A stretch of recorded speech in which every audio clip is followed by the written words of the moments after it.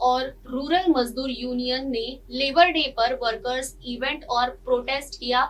जालंधर आज democratic workers federation Punjab और rural मजदूर यूनियन पंजाब की तरफ से देशभगत यादगार हॉल के गदरी बाबा विष्णु गणेश पिंगला हॉल में वर्कर्स इवेंट किया गया। इवेंट के बाद प्रोटेस्ट किया गया, जिसमें बड़ी संख्या में ASHA, mid day meal workers, rural labours और दूसरे मेहनती लोगों ने हिस्सा लिया। इस मौके पर डेमोक्रेटिक वर्कर्स फेडरेशन पंजाब के स्टेट लीडर हरिंदर दोसांझ और रूरल मजदूर यूनियन पंजाब के state press secretary Kashmir Singh Ghugshor ने कहा कि मई दिवस के शहीदों को कैपिटलिज्म से नफरत थी, क्योंकि यह कुछ लोगों द्वारा बहुतों के शोषण पर आधारित है।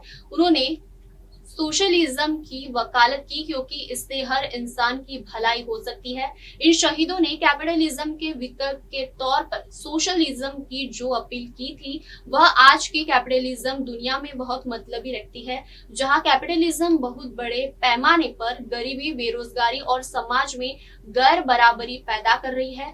उन्होंने कहा कि 4 लेबर कोड के बारे में बोलते हुए नेताओं ने कहा कि देखा जाए तो 4 लेबर कोड अगर लागू हुए तो बेरोजगार बढ़ेगी और नौकरियों भी जाएगी, क्योंकि मैनेजमेंट में भर्ती और ले ऑफ की इजाजत देकर ले ऑफ और लॉकडाउन में ढील दी है। इससे मजदूरों की खरीदने की ताकत और कम हो जाएगी, जिससे बाजार में मांग और कम हो जाएगी, जिसका इकोनॉमी पर और बुरा असर पड़ेगा। उन्होंने कहा कि आरएसएस बीजेपी सरकार सरकारी संपत्ति को प्राइवेट हाथों में बेचने का ऐलान करती रही है। पब्लिक सेक्टर की इंडस्ट्री और पब्लिक सेक्टर बैंक पहले से ही प्राइवेटाइजेशन की तलवार के नीचे है। सरकार को इस बात की परवाह नहीं है कि कई पब्लिक सेक्टर मुनाफा कमा रहे हैं और सरकार को भारी मात्रा में टैक्स और डिविडेंड दे रहे हैं। सरकार को प्राइवेटाइजेशन उतना ही पसंद है जितना उसे अडानी और अंबानी पसंद है। उन्होंने कहा कि यह मई दिवस ऐसे समय में आया है जब मजदूर वर्ग और आम लोग तेल की कीमतों जैसे डीजल, गैस की बढ़ती कीमतों से कुचले जा रहे हैं। इन चीजों की कीमत का एक बड़ा हिस्सा टैक्स का है, जो केंद्र और राज्य सरकारों की जेब में जाता है। ट्रांसपोर्ट मजदूर, ऑटो मजदूर बहुत ज्यादा तनाव में है। नेताओं ने कहा कि आज देश के कई राज्यों में मजदूरों के संघर्ष भड़क रहे हैं। हड़तालें, विरोध प्रदर्शन जारी है। ये संघर्षरत मजदूर सिर्फ अपने ही लिए नहीं बल्कि पूरे देश के मजदूर वर्ग के लिए भी लड़ रही है। इसलिए हमें उनके साथ मजबूती से खड़ा होना चाहिए।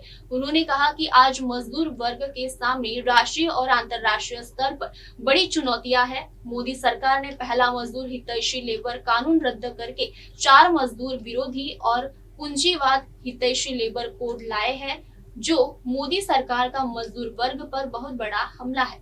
देश में काम की जगहों की असुरक्षा हर दिन मजदूरों की जान ले रही है। मालिकों के खिलाफ कोई कार्रवाई करने के बजाय केंद्र और राज्य की मोदी सरकार मालिकों की पीठ थपथपा रही है। ये सरकारें मजदूरों, किसानों और कर्मचारियों की शांतिपूर्ण रैलियों, धरनों और प्रदर्शनों पर फांसीवादी हमले कर रही है। उन्होंने कहा कि सरकारें लोगों में धार्मिक जुनून भड़काकर और असली मुद्दों से उनका ध्यान भटकाकर पंजीपतियों की सेवा कर रही है।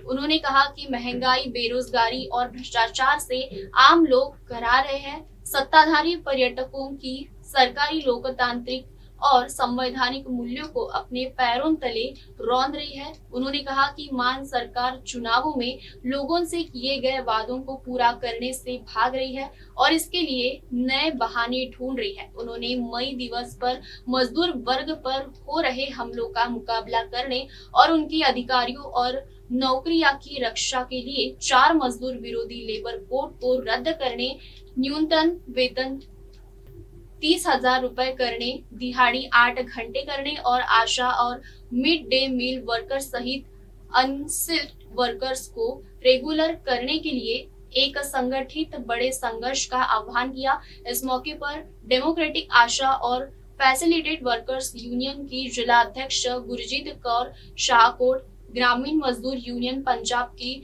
जेल अध्यक्ष हंसराज पबवान, कीर्ति किसान यूनियन के राज्य नेता संतोष सिंह संधू और स्त्री जागृति मंच की राज्य नेता जसवीर कौर जस्सी आदि ने भी सभा को संबोधित किया। मेरी करती भैनों, ਕਿਰਤੀ ਮਜ਼ਦੂਰੋ, ਅੱਜ ਆਪਾਂ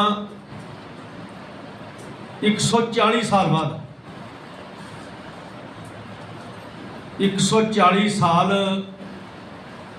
ਸਾਡੇ ਉਹਨਾਂ ਯੋਧਿਆਂ ਨੂੰ ਜਿਨ੍ਹਾਂ ਨੇ ਆਪਣੀਆਂ ਜਾਨਾਂ ਤਲੀ ਤੇ ਰੱਖ ਕੇ ਸ਼ਹੀਦੀਆਂ ਪ੍ਰਾਪਤ ਕਰਕੇ ਸਾਨੂੰ 8 ਘੰਟੇ ਦੀ ਦਿਹਾੜੀ ਲੈ ਕੇ ਦਿੱਤੀ। ਕੱਲੀ 8 ਘੰਟੇ ਦੀ ਦਿਹਾੜੀ ਨਹੀਂ ਸੀ,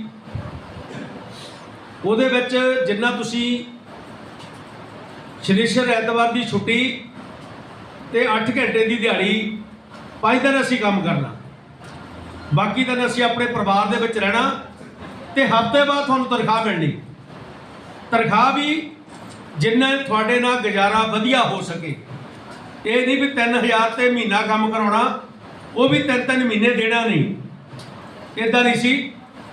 ਪਰ ਲੋਕ ਲੜੇ, ਸ਼ਹੀਦੀਆਂ ਪ੍ਰਾਪਤ ਕੀਤੀਆਂ, ਫਿਰ ਸਰਕਾਰ ਨੂੰ ਜਾ ਕੇ ਉਹ ਜਥੇਬੰਦੀਆਂ ਦੀ ਗੱਲ ਮੰਨਣੀ ਪਈ, ਜਿਹਦੇ ਕਰਕੇ 8 ਘੰਟੇ ਦੀ ਦਿਹਾੜੀ ਮਿਲੀ।